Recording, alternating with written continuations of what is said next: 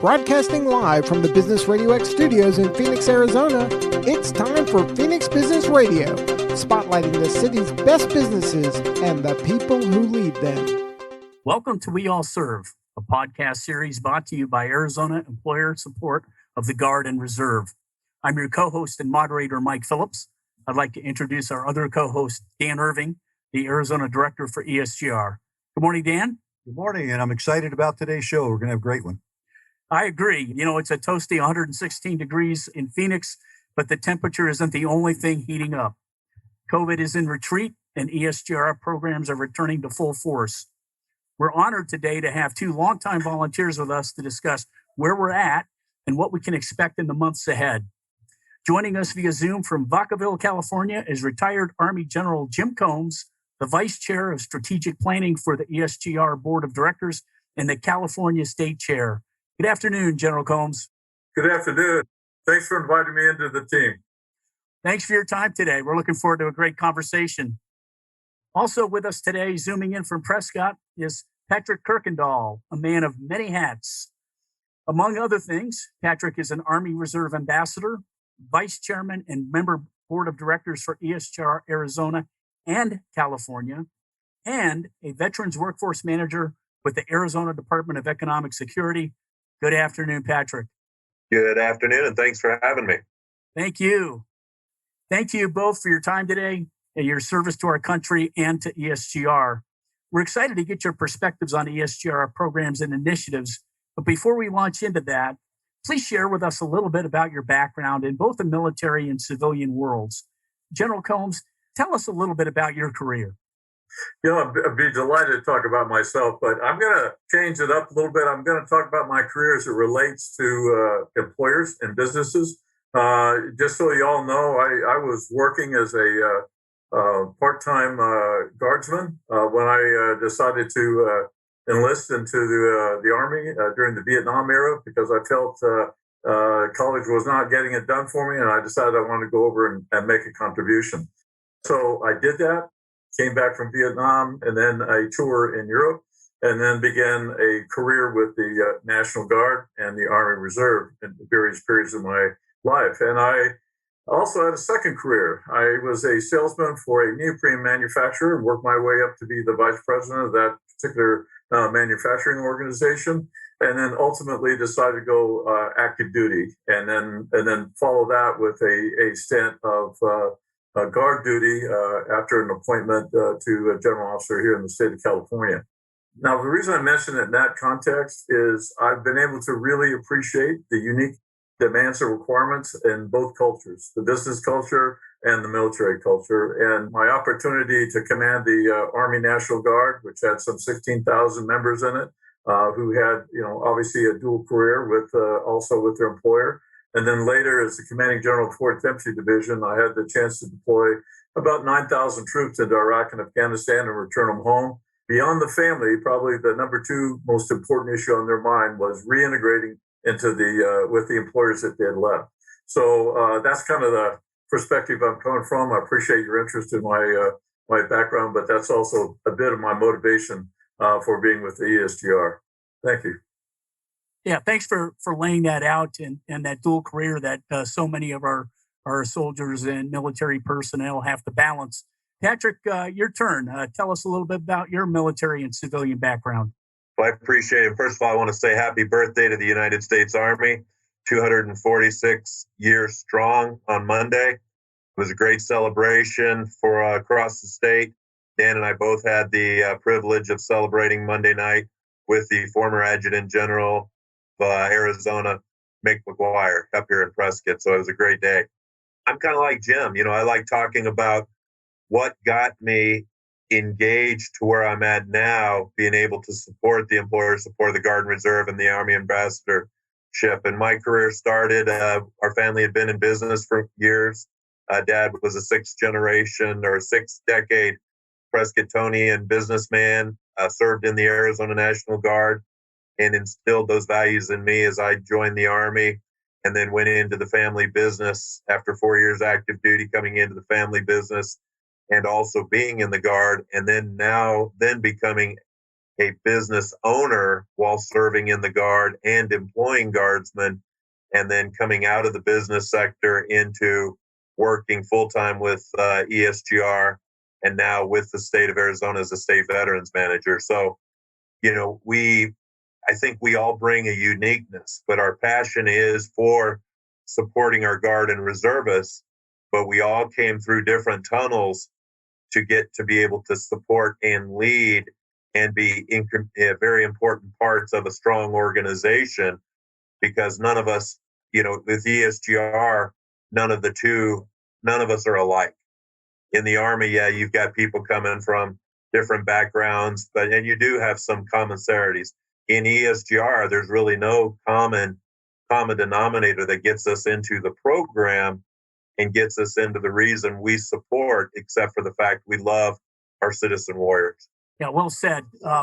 One of the things that so impresses me with ESGR is that willingness to partner and work together from diverse backgrounds, diverse locations. And Dan, describe for our audience the importance of collaborating with volunteers like Jim and Patrick, and how those partnerships assist the mission of ESGR.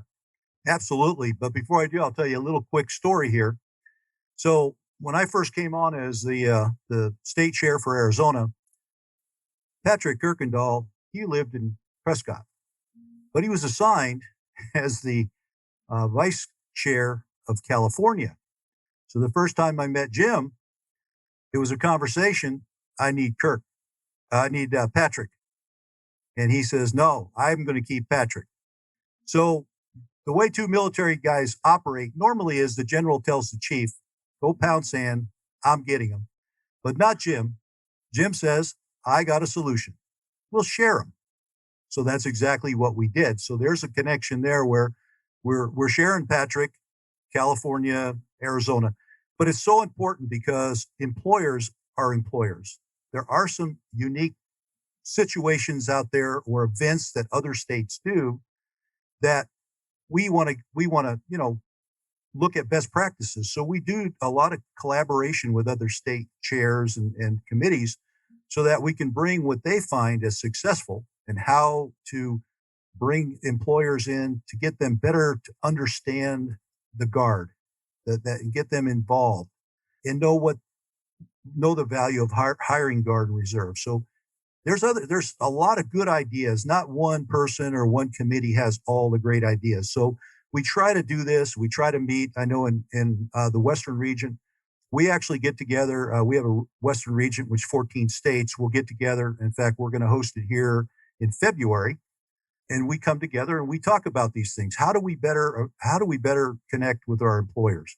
How do we connect with our Guard members, Guard and Reserve members? So we do a lot of that, but we want to pull in that. It means a lot. I mean, my friendship with Jim, because we've done this over the past, we talk about stuff all the time. I'll call him up and get his opinion on something, and he gives me his opinion, and it's a good way to work because now we think we're on the right track, right? I'm not just going down the road blindly. So it does help, and there's a lot of good ideas out there, and a lot of people in ESGR and other states are doing some great things with their employers, and that's what we like to pull in. Yeah. Jim, California's huge place, very diverse, a lot of military. Talk to us a little bit about how you manage all that distance and diversity as part of ESGR, and then also reaching out, spending time with Dan and some of the other state leaders. I'm going to boil this down to a very simple example. And the reality is we've probably all been married at least once or had somebody we really love. And we understand one thing, if nothing else. Communications is the name of the game in building trust and developing a relationship. Relationships with good communications end up being highly successful. That is, in essence, what ESGR is all about, and our collaboration. A great example, honestly, is this last weekend. We conducted what we call a boss lift. This is where we bring employers from all over the state and give them an opportunity to look at what their Guard and Reserve employees are doing. And interestingly enough, the pilot of the C-130 was an Arizona resident that's in the Air National Guard of California, and he commutes to his drills. And the reason I bring that example up is because it shows that the sharing aspect of this thing and the collaborative aspect of it goes very deep. We don't live by our borders. We live by our actions and our mutual interests. And that is kind of what ESGR does for me here in California. We have 4.6 million employers. Of that group, 56,000 of those employ Guard and Reserve members. And we are a large state, as you well know, and covering 800 miles of coastline. It's a little hard to bring everybody together. So you have to share information rapidly and communicate across the entire state. And every time you're doing that, you're building synergy. You're building trust with both your volunteers, your employers, and your Guard and Reserve members. And the whole idea here, and I'll steal one of Dan's words, you said partnership. Partnership doesn't just happen. It has to be built on. And the way you do that is you create win-win scenarios. And that's exactly what we want to do here with ESGR. We're not asking the employers to sacrifice without a full toolbox of capability to minimize the effect of not having an employee available immediately to them. In California, more so than any other state, we utilize the Guard and Reserve for a wide variety of responses, particularly in this last pandemic year, whether it's fires, evacuations because of a dam, whether it's crowd control, whether it's counter-drug operations, border operations. You can't give me a disaster where you will not find a Guard or reservist standing guard on our behalf, protecting the commerce and protecting the residents of our respective state. So the investment of a Guard and Reserve member with the employer is huge in that sense. That is why here in California, we have several forums to try and create the dialogue.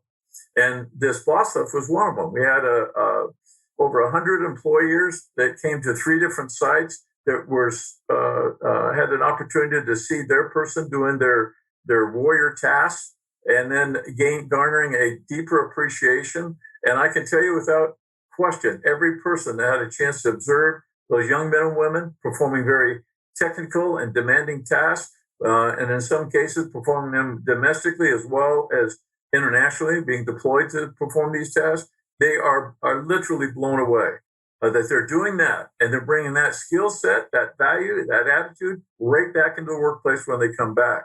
And the key here, of course, is once they see them do this, they start thinking, well, how can I help them sustain the career with me? And so I asked the employers, I said, we did a little monkey survey. What did you get out of this? And then what they got out of this was, I feel like that I could do more to make my warrior citizen, warrior employee feel valued in my company. I can open different lines of communication. I can train my supervisors.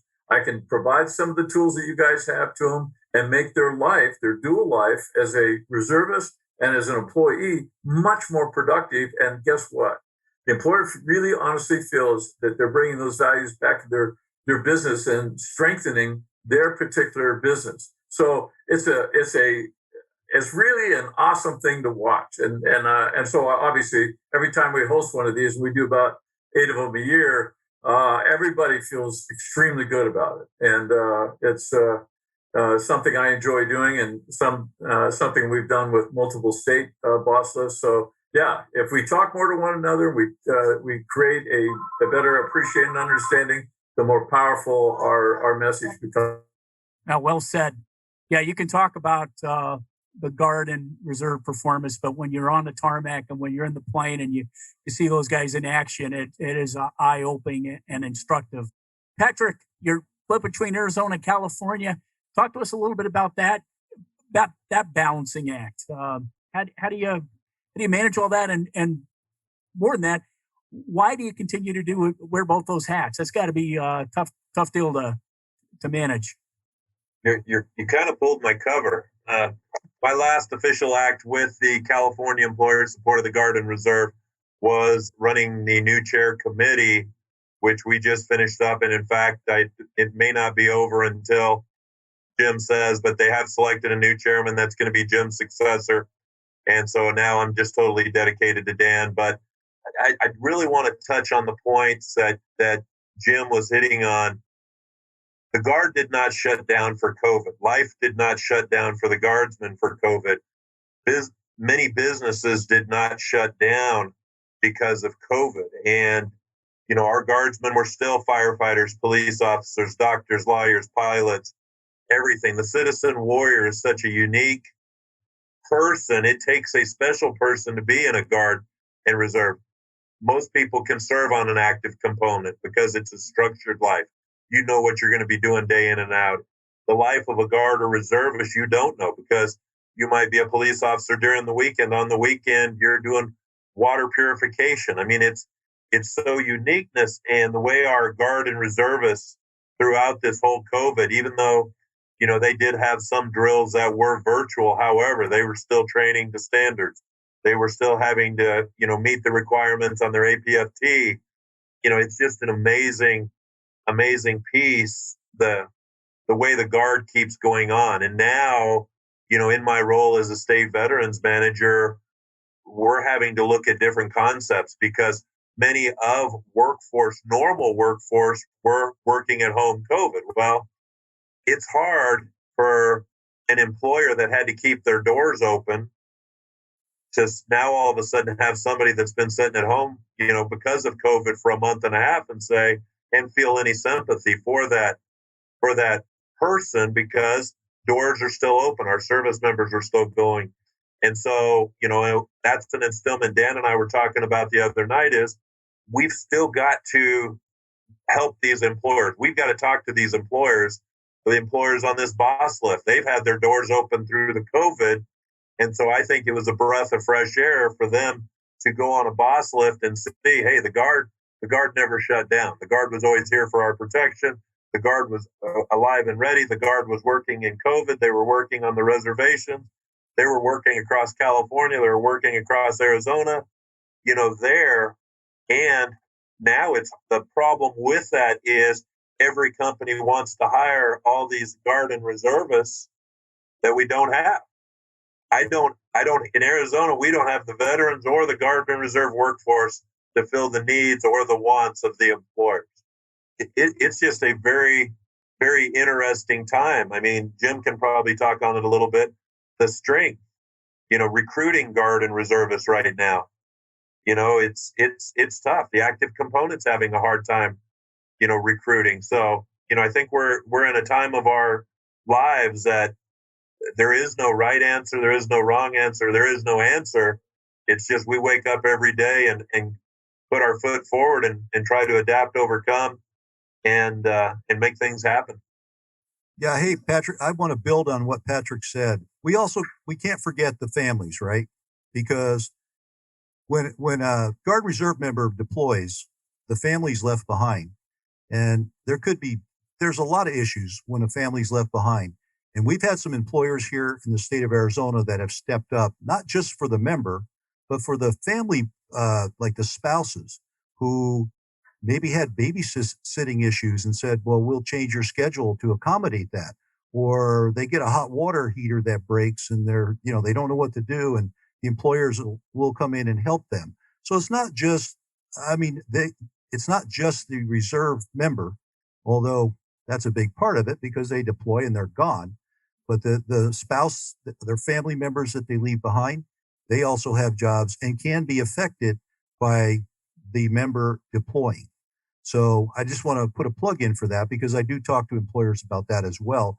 As a matter of fact, Honor Health here, we've done an awful lot of Patriot Awards for Honor Health. And these were, nurses and that were here that decided they wanted to put their bosses in.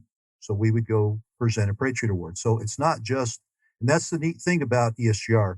We do provide an avenue for spouses or significant others to submit for a Patriot Award to their employer who take care of them. So I just want to point that out because I think that's a key thing also, because there's a lot of employers that do a lot for the family.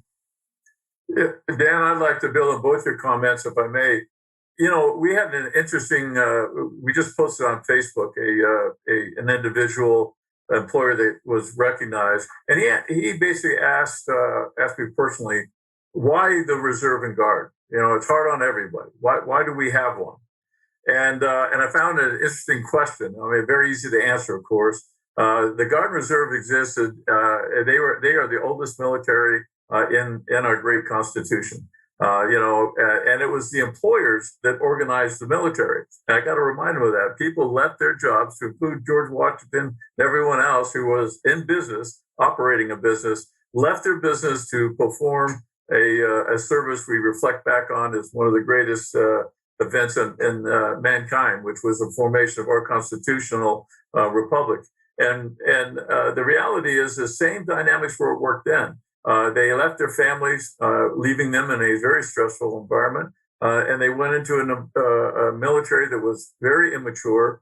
But what they did is they brought every community, man, woman, and child, stood behind them because they were from the community. And this is one of the things I hope we never lose sight of, is that Guard and Reserve members represent the community. The day they go into service, the local community is behind that individual because they belong to that church. They belong to that community. They use those businesses. They are connected. And it is what makes our democracy unique and very special. And so in that sense, it's a partnership that was born when America was born. And it's one that we can never lose sight of and have to foster every opportunity we get. To Patrick's point, the point of retaining members of the Guard and Reserve.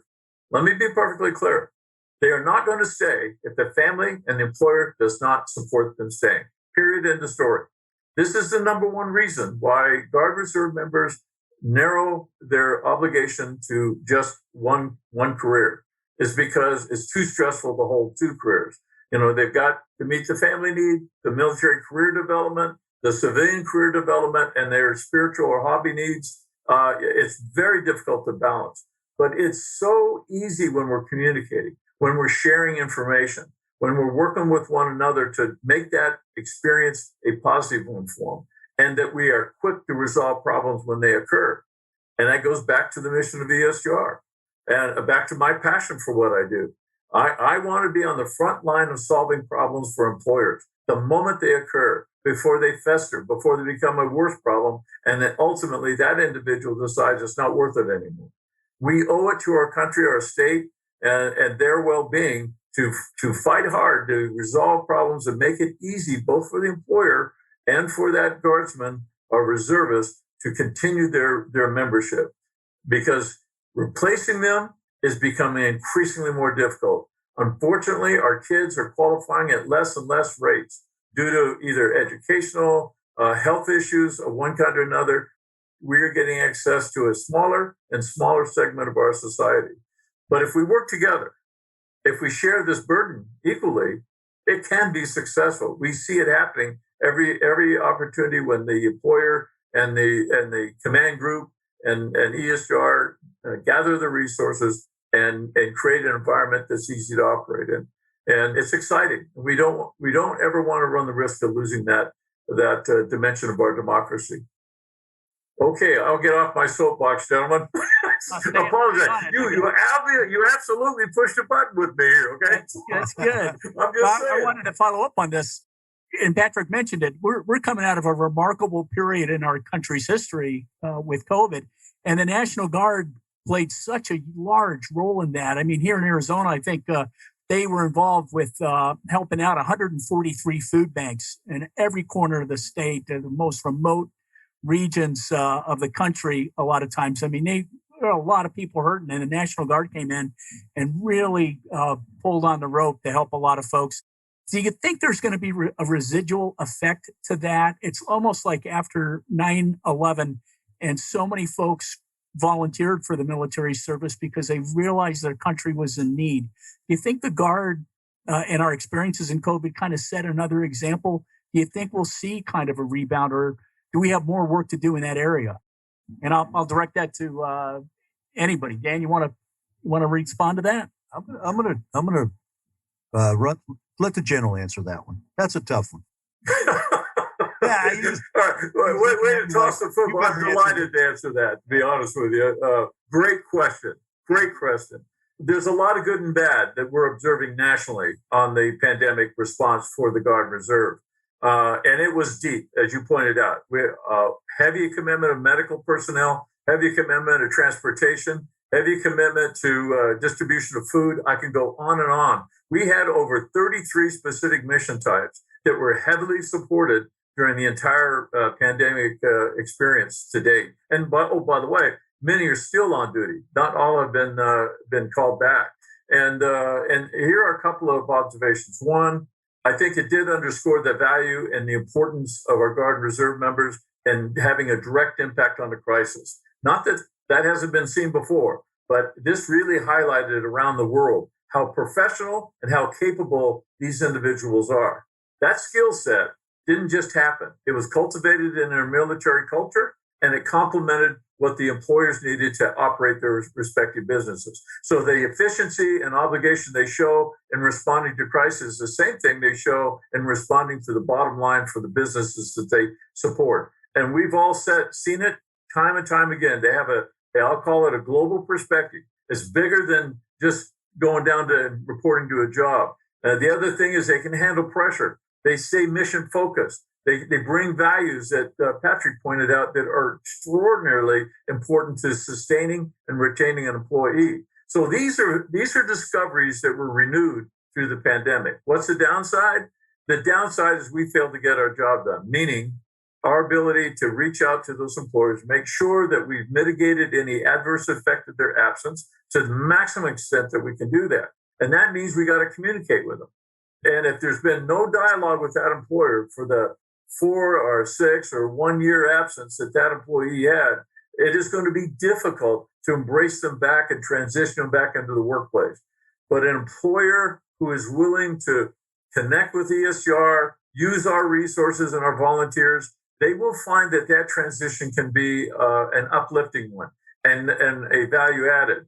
And if their businesses are really in trouble, this happened a lot during the pandemic. Hey, I'm desperate here. My business is falling apart. I had to close the doors. I reduced traffic, blah, blah, blah. I got to have my guy or I'm going to close my doors. Guess what? The Guard, in almost every circumstance that I'm familiar with, was able to arrange getting that individual back early. So that limited the impact. What was the key? The key was a dialogue occurred, a connection. They knew who to talk to. And I can tell you, if you're a business owner out there right now, call the ESGR. Call the hotline. Call your local ESGR representative. Go to esgr.mil. Just get connected with one of these volunteers. I guarantee you, they will make your life easier. And we also can verify, that they're on orders. For the rare occasion where somebody might manipulate that with an employer, we'll resolve that in a heartbeat. And if you have a conflict, let one of our neutral mediators come in and work with you. I mean, I can't tell you how effective that was, during the pandemic that you point out. It really was able to underscore the criticality of these programs. And so I would say that was the plus. Now here's the unfortunate side of it. And talking to some of my friends in the Department of Treasury and the Department of Labor, a lot of businesses are trying to skirt around hiring Guard Reserve. Why are they doing that? Because they don't know that there's resources out there to help them through these transition periods. And they're afraid that their bottom line will be adversely affected. We can mitigate that. There are some tax value programs that have been enacted. There's also a wide range of ways that we can work with you to minimize the impact if a dialogue is opened up. So we're seeing a lot of the good and a little bit of the bad. But I would say, all in all, a big salute to our employers. For the majority of employers, they're trying to find a way to make it work, not trying to find a way to back out of this partnership. So I would just add that. Yeah, Jim, just to add what you said, that's been the downsides, right? It's been our outreach programs, because during COVID, we were basically benched. I mean, we really couldn't go out and do things. Everything had to be done either virtual or calls. And half the time you couldn't get a hold of anybody because they're working from home now. Phone numbers are changed. We've had a very difficult time really reaching our employers. We try to stay in touch with our employers here in Arizona, especially a lot of them that we present awards with. We try checking up with them, just making sure everything is okay. Our ombudsman, I just addressed them last week. They have done a great job with resolving issues that came up, and I really can't say that we've had an increase of issues between employers and Guards member, but they were still on the job through the pandemic, taking care of all of that. But I just felt that, at a time when the employers were really stressed, our Guard Reserve members were stressed, they're all over the place, deployed. I just felt we could have done a little more here. I'll just speak for Arizona. I think we could have done a little more to support our employers, but it has been difficult because of the no in-person, because of the COVID. But we're getting back on track, and we're going to start this program up. We're starting to look at our boss lift and some things like that, some breakfast with the bosses where we bring military members in. We serve breakfast to the employers, and they get a briefing, a tour of the base, things like that. So we're starting to bring all that back now that things are starting to open up. So I think that'll be good. I think that this podcast has really helped us because this gets out to the business community. And it's one thing, when I talked to Karen, almost a year ago, I didn't know COVID was coming, but when COVID came, this just sounded like this was the answer, is let's get a podcast going. And Mike and I didn't know anything about it till Karen took us in. And we just think we get the message out. So we're getting the message out through the podcast right now, but we're going to start doing the in-person stuff so we can get out into the communities, do those breakfasts with the boss, bring all the employers in, give them the tours, give them the boss lifts, show them really what their employees do when they're at their guard duty or reserve duty. And I can tell you that every one of them that we've done, and Mike, you know this, Patrick knows this as well. We take them on a boss lift. They get a briefing just like the crew would get. They are so impressed. They're talking about it for weeks and months later. We see pictures on social media, and that's what we want. We want to reach out to those employees and keep in touch with them. So that's something that we started. And one of the other things we're starting up is we're going to try to do ombudsman training as well. So in other words, not ombudsman training, but USERRA, the law. So our ombudsman, and we've offered this before to like HRs. So if a company has an HR that would like to know a lot more about the law, because we don't really talk a whole lot about the law when we go out, but they want to learn about the law, well, we're implementing a program where for free, we will send an ombudsman out who's trained to do that and very knowledgeable to do a class. We did a class for a briefing for a regional SHRM conference 2 years ago, before COVID. And it was a big success, and they thought it was a very good brief. It was the best briefing they heard, is what I was told by one of the organizers. So, I mean, we do that for our employers because I think it's important. It's not part of our normal everyday thing that we would go out to an employer, but we do provide that service. Patrick, you want to add anything? Sure. Yeah, I knew you would. I want to talk to the employers, and I want to talk to the taxpayers. What a return on investment a Guard and Reservist, a citizen warrior is. A Guard or Reservist costs 1/3 what an active component service member would cost. There's also so many perks outside where a Guardsman, for those employers that don't offer insurance to employees because they're not able to, or because of their size, a Guard or Reservist can purchase the insurance through while they're a serving member of the Guard and Reservist. Another great perk. But, again, as we've talked about so many times, the uniqueness, but, where else can you get a return on investment with an employee like the military gets in all of our Guard and Reservists? It's amazing when you break down the cost of an active duty service member to a Guard and Reservist, but the standards are the same. The mission is the same thing. It's amazing to hear the active component brag, the generals and the senior enlisted brag that the Guard and Reservists came in after an active duty unit, and the Guard and Reservists performed equally or even better than an active component unit. And I think it's because the Guard and Reservists, they have real day-to-day operations. They have careers. They put a lot of hours in, just like Jim was talking about the pilot that drills in California. Well, that service member has to find the way to get to California. The Guard doesn't pay him to drill in California. Many of us that served in the Guard and Reserve, I lived in Prescott and drilled in Phoenix. I've drilled in Tucson. Well, that was part of my responsibility. If I wanted that promotion, if I wanted to be in that unit, that was my responsibility to make sure I was in time and there at drill.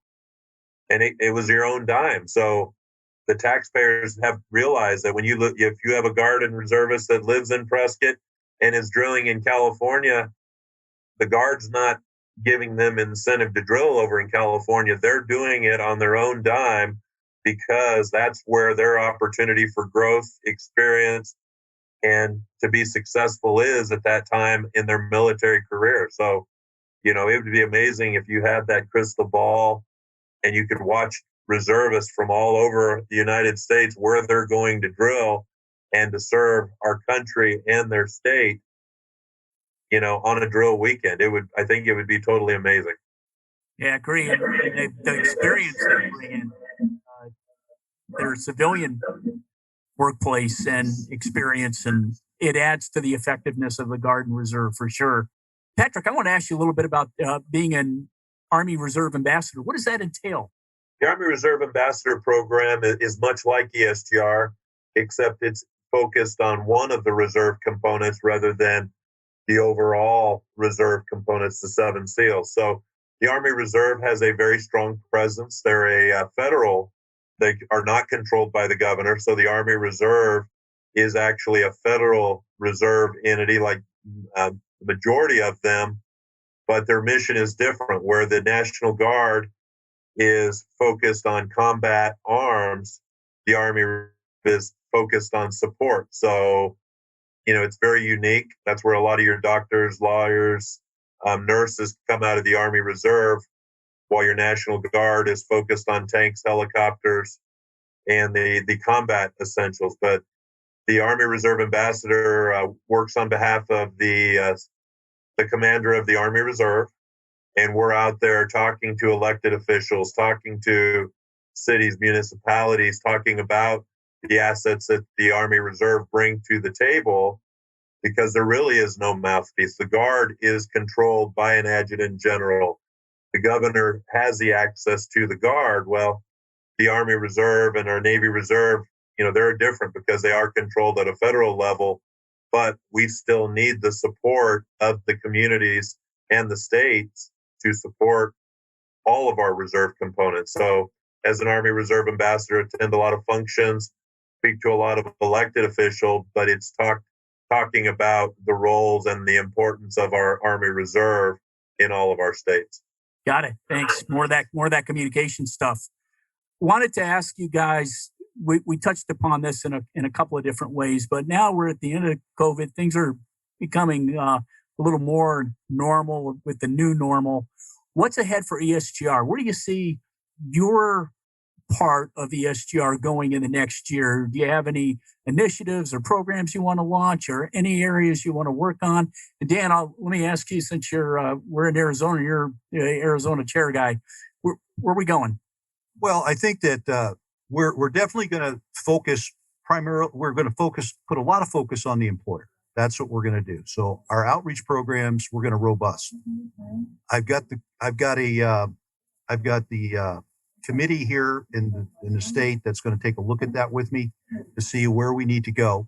And I'll let Jim talk about the national committee, because Jim and I are both on the national committee, and we're going to talk about exactly what it's going to take going forward to support our employer outreach program. But primarily, as far as the guardsmen, we get out and brief them. We have a lot of volunteers that love to brief them. They go out, they brief them to the units. They tell them what the responsibilities are. They tell them about the awards program and get all that out there. And so we inform them on about a 10-minute briefing is what we're usually given. But the employers, we need to spend a whole lot more towards the employers, because and these guys have heard me say this numerous times, they play a vital role in the success of our Guard and Reserve in the security of our nation. It's like Jim said earlier, if the employers decide they don't want to hire Guard and Reserve, or they want to make it rough on them, because I've had that happen too. Over my 39-year career, I have had airmen come up to me and say, you know what? We're getting out. Why are you getting out? You got 15 years. Why are you getting out? Well, because my employer is not telling me I can't come to drill, but he makes it difficult, and I'm uncomfortable with it. So rather than get ESGR involved, they just want to leave because it's a good job. They don't want to make waves, and they get out. There's someone with 15 years experience going out of the Guard, and we just lost that. So I think the more we work on how do we get the employers engaged, and we want them to be more encouraging. We want them to encourage to do their military outreach or their military duty, right? Versus, it's kind of you're going to be gone again this week. Because that weighs on, especially young airmen and young soldiers, that weighs on them. Because the message is, yeah, you can do it, but they're also getting a message that the nonverbals are saying they don't like it, right? And they pick up on that after a while, and then it gets to become a stressful situation. They start missing drills. I've had this all happen, and it's, from my days over at the wing. So I can see that. So that's my concentration and my focus is let's get those employers pulled in. Let's get them educated so that they kind of have a good understanding of how the Guard and Reserve works, what the Guard and Reserve members bring to them, and then how we can help them so that they don't run into a problem. Or if they have an issue, Jim brought up a good point, and we've done this before, where they had a volunteer deployment, and an organization called us and said, hey, this person has deployed like 3 times now, and I understand they're deploying again, and we've got this big operation going on. Can you guys help? And we ended up getting in touch with the commander and talking with the commander about it, and was able to the commander says, well, that's strictly a volunteer trip. They don't have to go. And so the commander said he didn't have to go. So we were able to help that employer. Most commanders are pretty good because commanders, just like ESGR, they realize they're putting a heck of a stress and strain on our employers. So they want to help as well. The only problem is they can't get out in the community, and they just can't do it. They got a command, they're running a unit, they're running a base, a battalion, whatever the case may be. So they reach out to us, and we have connections at the bases, and we can contact the right people. And sometimes it's just a matter of asking a question. And they go, oh yeah, well, you don't have to go, or she doesn't have to go. So it's a voluntary thing. And so that works out for the employer. So there are things that we can do if you call. But Jim brought that up. I just wanted to add that to it. Jim, anything California doing that's different or changed because of COVID? We always do things different in California. You know that. Not to ask. But I will tell you this. Dan's dead on, okay? That's the emotional feeling that all of us in the volunteer corps have. We want to get closer to these employers. So we want to make sure that they understand we're here to help them. But there are some things I will share with you. You had in your last podcast, you had the national chairman, Ron Bogle, on. And he was responsible for organizing a nationwide task force, of which Dan is a part of. And the purpose of that is several things. I'll just share them briefly because to answer your question specifically, what lies ahead. What lies ahead is that we have about 10 or 11 states that have distinguished themselves in their ability to connect with employers in a variety of different ways. And we want to eliminate the fact that ESGR is such a widely held secret. We want to really get some exposure on this. And the way to do that is through these kind of things, podcasts, talking to associations, leveraging digital marketing platforms, and so forth. But we don't know, in many cases, honestly, how to do that. And a number of states have kind of figured that out. And so, as an example, your organization, this will definitely be one of our best practices. So we are going to package a variety of best practices, export them with resources to facilitate every state and territory implementing these good ideas. And a good idea is only as good as the mentorship and the resources that go with it. So this task force has been organized to try and muster that capability so that if you're an employer out there, you're going to get contacted or you're going to be exposed to what resources are available to you in one form or another.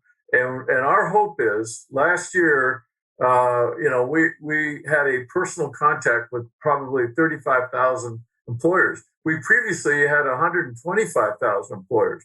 And what caused us to drop was the pandemic. We need to reverse that, and we need to double that number. We will be happy when we can reach virtually every employer that employs a Guard or Reserve member. And we won't be ecstatic, but we're going to be happy.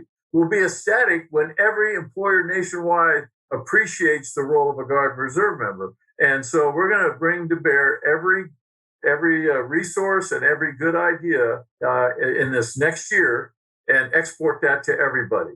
And we're going to do it in a way that it will be highly collaborative with our employer partners. And so, look out, employers. The whole idea here is that we want to get closer to you. We want to be a true partner in every sense of the word, where you can trust us to help you in every aspect of employing a Guard and Reserve member. Well, I'll tell you, listening to you and Patrick, you tell a great story, and you also do a great job of illustrating how significant it is, that partnership between the private sector and the businesses and the Guard and Reserve, and how it all works together. So it's a great message, and we're excited to spread it. And Patrick, you got to follow up again. You're a man of many hats. Congratulations on your service in California. I guess that means that we'll just put Patrick to work harder over here in Arizona. Absolutely. I do want to clarify one thing. Patrick dismissed himself as not being involved with California, but I get regular phone calls, and I at least get 2 emails a week. So if you call that separating, it just doesn't happen. So I'm not calling him a liar, but he's definitely a senior advisor to the California chair. I'm going to close my piece with, we've got to look at the Guard is an employer. And the Guard had the same effects that employers had during this pandemic. There was a shortage of Guard and reservists that were able to come to the needs of the country, the communities. And many of our Guardsmen worked overtime, double time, triple time to support COVID operations, to support the hospitals, to support the needs of the communities. So when an employer says, hey, I'm not able to hire, our active duty and our Guard and Reserve entities are the same way. They're actively recruiting. They're out there beating the streets. And, Jim and I have had this conversation many times. Everybody that's in ESGR, everybody that's in the Army Reserve, we need to be recruiting for our Guard and Reserve. We need to be talking to people. We need to be sharing the fact that, a Guard and Reservist, there's educational benefits, there's medical benefits, there's pension benefits at the end, but we've got to be ambassadors for the Guard and Reserve and help bring our recruiters and our retention folks good candidates that we would trust to what we did in the military, trust handing the torch, handing the baton, and recruit, because the Guard and Reserve is just like Amazon or any business. They're having a hard time bringing in the numbers that they need to sustain the workforce, to sustain the tasks, to sustain the mission. So to all my fellow volunteers and my fellow Guard and Reservists, we should always be recruiting for our Guard and Reserve and our active component, because that is the backbone of our country. Well said. Yep. So we're getting close to the end here. So what I'd like to do at this point is I'd like to start something new, and I'd like to, we've talked about awards, but I'd like to highlight an award each podcast. So today I'd like to highlight the 7 SEALs Award. So Mike, you want to talk about the 7 SEALs Award? Sure. I'll give you a quick definition of what that's all about. The 7 SEALs Award is presented in recognition of significant individual or organizational achievement, initiative, or support that promotes and supports the ESGR mission. And that includes efforts of more than 4,500 volunteers who carry out ESGR's mission across the nation on a daily basis. So it's one of those key recognition pieces. Thank you. And now I'd like to invite Karen to come over here. We're going to put her in the podcast. Come on, Karen. You have to come over here. I know you like to stay in the shadows. You like to stay in the shadows, but you need to sit down, please. So today on the air, we are officially going to present Karen with the 7 SEALs Award. And the award reads, for meritorious leadership and initiative in support of the men and women who serve America in the National Guard and Reserve. Karen, you have been just great getting this message out to us, and we want to do a little something for you, so we wanted to present you with this award. You could go ahead to the camera. He wants to take a picture. Wow, I'm glad I showed up today. I'm glad you did too. Thank you for everything you've done for us. You're a great professional, and you've provided a tremendous amount of help, and we really appreciate it. Thank you so much. What a surprise. And it's been my honor to be with you guys. And Mike and Dan and I met at a SciTech Institute summit. So I want to talk to you about February when the whole gang is here. We need to be on site. So we'll see if that makes sense. And then afterwards, you guys called and said, hey, you mentioned that we could come and be on a podcast with you. Can we have, it was only a 10-minute interview then that I was hosting. And so I said, yes. And tell me more about ESGR. And of course, I just knew it made sense, right? So thank you for entrusting me in the opportunity to get the message out. And to Dan's point earlier, we didn't know COVID was coming, but thank goodness that you had your podcast, because I feel like you both felt like you could continue to get the word out and honor the employees and your servicemen and women through this opportunity. So, and we've been thrilled to have so many guests come on via Zoom. It's just fascinating that we can feel like we're all in the same room. So I'm blown away. And again, I'm really glad I'm here. I'm always here. This is the first time Daryl's been producing for us. So thank you. I'm humbled and I'm just so honored. Hey, Karen, if I may, I'd like to say a couple things. On behalf of the National Chairman, Ron Vogel, and myself, we appreciate you for selfish reasons. One, you are piloting an initiative that I truly hope can go national. Your willingness to work with Dan and other military members really do create a inspiration for so many of us that are looking for solutions. So, high five and a heartfelt and sincere thank you for your commitment to the men and women in uniform. You are welcome. My pleasure. And just so we know, this thing is growing. We do the Marine Corps Scholarship Foundation series now, a podcast. And there are a couple of other military and veteran-related organizations that now, mainly because of Mike over here, who like, hey, can you talk to these people? Can you talk to these people? But I feel like, as involved as I am in charitable organizations, many of my uncles and aunts all served in the military. This is my give back. This is my opportunity to say, hey, this is an amazing platform. Let me see how I can help, lift everybody up. So thank you for the acknowledgement. I'm very, very surprised and very honored. Thank you. Thank you again, Karen. And thank you, Jim and Patrick, for your time today. Great perspectives, and let's do it again soon. Sounds good. Take care. Thanks, guys.